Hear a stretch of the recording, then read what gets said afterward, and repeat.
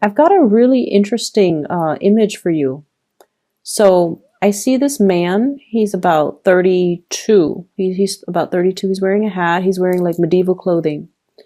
And he's sort of like a lord or a vassal or somebody who's, got a significant amount of land, and possibly this might be his castle. It's not like the Disney type of a castle. It's a little bit more like a fortress. And I see him kind of stomping his feet, and he's all like, I've had it. I'm done here. And there's a door, so he heads for the door. And as soon as he touches the doorknob and opens the door to the outside world, the castle is no longer a castle. It becomes like a picture of a castle on a stage, like on a play set, like on the wall. It's a picture of a castle. And as he walks away, he hangs onto that doorknob, and it pulls the picture of the castle off the wall. So it's almost like everything that was built was a lie. That's what it feels like to me. Everything that I thought was very solid, a stone fortress or a stone castle, it was only a picture. It was only made of paper. It could be ripped down. It could be rebuilt. It could be demolished. And he's walking from, this, I guess, like a three-dimensional world into this two-dimensional world. And everything was just theatrics. Everything was just a stage setting. And he could, I feel like he made the right choice walking away. So that's the image that I got. And I feel almost like the energy or the tone of this reading is it's somewhat in alignment with the image that I saw. And I especially feel like for many of you, there's a lot of disappointment here when it comes to institution. And it could be a financial institution where you have to jump through a lot of hoops in order to get a loan. Okay, so for those of you who are thinking about like buying a property, you have to jump through a lot of hoops. And at one point, you're just like, this is a lot of BS that I have to go through. And I feel like for others, it's a learning institution where it was all about your tuition rather than the learning process. And then for others, it was like family. We do so much for family members. But when it comes to, I guess, the institution of family, I feel like some of you, might have children.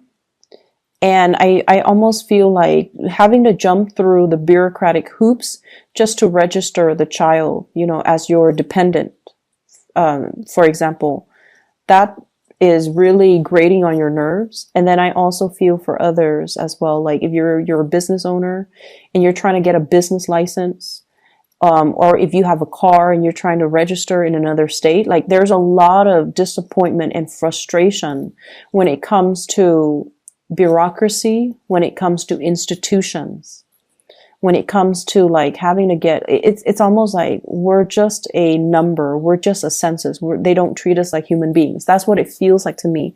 We're just like, a serial number to them.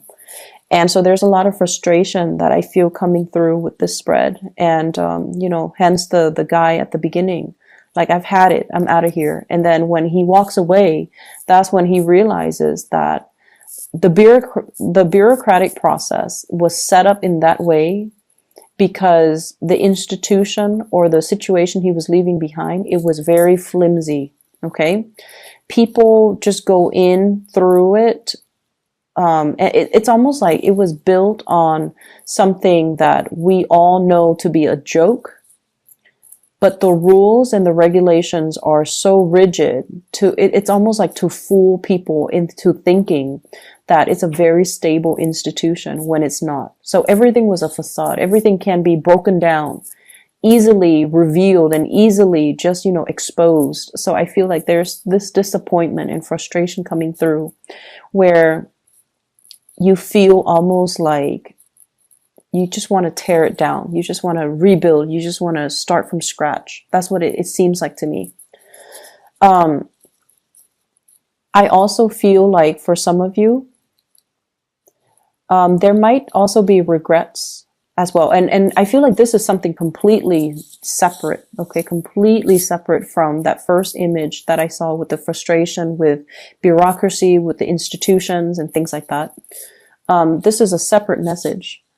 I feel like there was a situation here where you're dealing with people and you felt like you were, you felt like you were too rigid.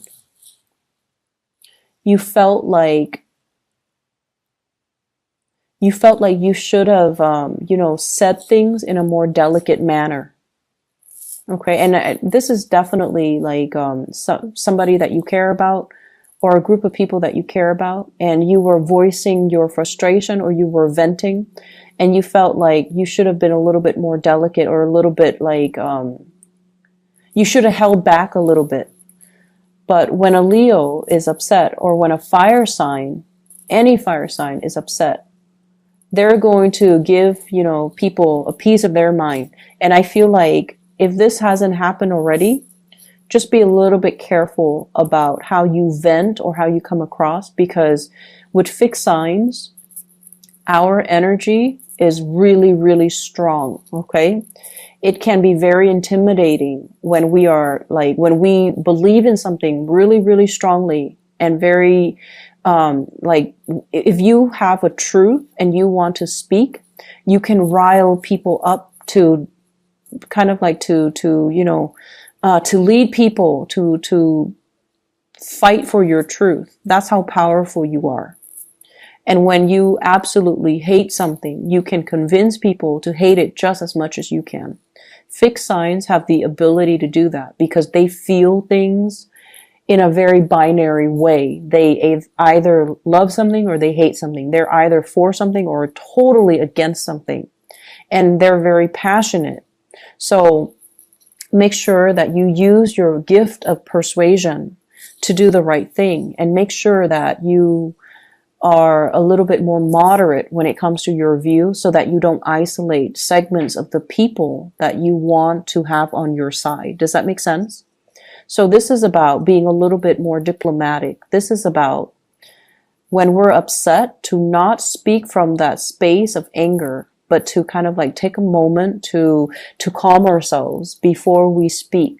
So speaking from a place of emotion, I feel like if you're dealing with people who are a little bit more cerebral, who are a little bit more facts oriented, who are a little bit like, like either scientists or academics, or if you're trying to present something in a very factual manner, make sure it's the facts that you're using to back up your argument rather than the emotions that you're using to back up your argument.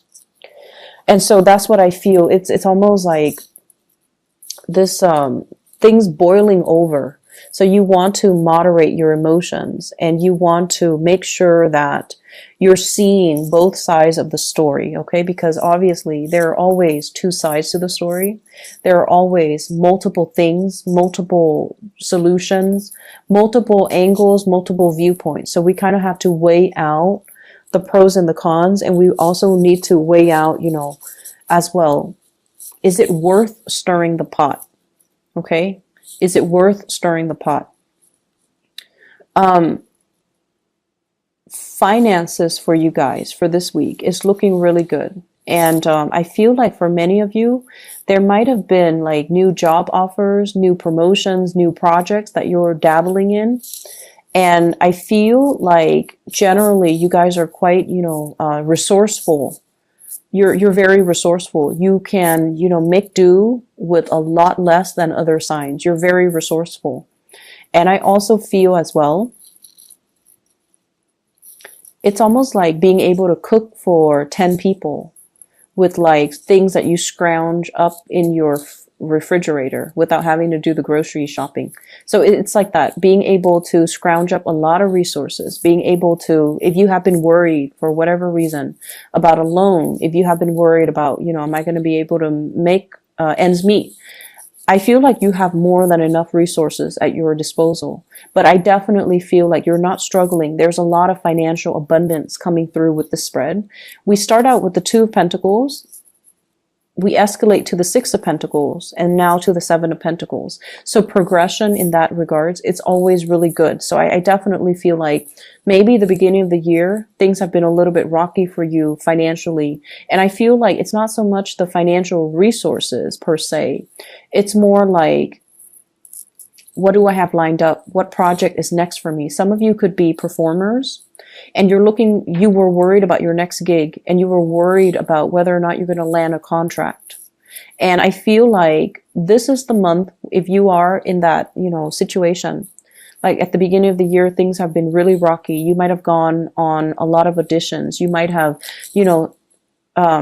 spent a lot of money buying plane tickets, by traveling, buying the right clothes even to fit that role. And resources were a little bit scarce, and you weren't sure how much you could spend because you're not sure if there's going to be a job or a gig or a project or a contract lined up for you. And this is the week where things are going to be really good. I definitely see work contracts. I see a lot of people looking over like a contract of some kind. And they're telling you, here are the rules of the conduct, like the rules of our organization. Here are the things that employees are not supposed to do. And you're reading over it and you're just like, wow, this institution or this place is a little bit strict on their employees. I see as well, the work contract will have numbers. And it will have like, this is how much you're getting paid. This is how much, you have to pay into health insurance, unions, and things like that. So I feel some of you might be shifting into possibly like a public sector, working for the government, working for the state, working for the county, working for the city, something that is a little bit more structured. And it could be, a little bit rigid as well. But you're looking at a lot of paperwork, and I see a lot of people signing their names, okay? Legal contracts too. I'm also seeing as well, there are some situations here when it comes to child support, alimony, child support, somebody going to court, somebody having to be in front of a judge, and there are contracts drawn up. This is how much we're taking from your salary in order to pay the child support or to pay for the alimony. Or voluntarily, like on a voluntary basis, you might have some type of a spoken, like a verbal agreement between you and a significant other about how much you need to or they need to pay when it comes to child support. When it comes to like dividing up the time, the kids are going to be here today and here the next day. And then based on that, you're going to draw up the terms of, child support, alimony, etc. So I do see a lot of legal things, and I do see like, it could be a source of frustration. It could be a source of frustration.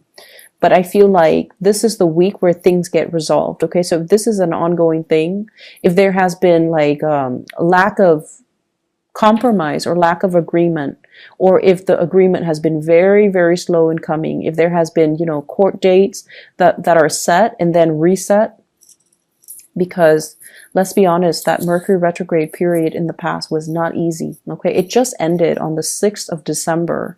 So I feel like things are straightening themselves out. So there's going to be a lot of communication in that regards. I definitely see the financial situation is really good for you guys. So I don't feel like you need to worry about it too much.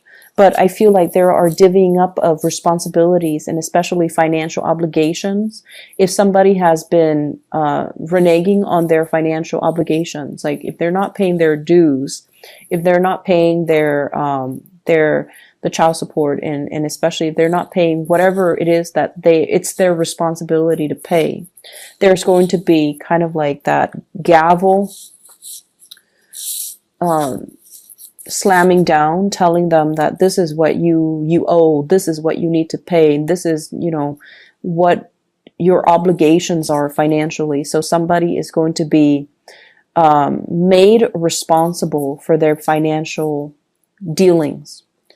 And I feel like if you felt like you have been wrong, this is like divine, karma coming back around. to right a situation, and it's going to be in your favor. Okay, so don't fret over it. The last thing that did show up here in this spread is a lot of travel, a lot of movement, possibly a major relocation. And I feel like you kind of need to save up. Okay, so if you are thinking, for example, I'm seeing like needing to save up for that move, needing to save up for that change, and you kind of need to do it right now.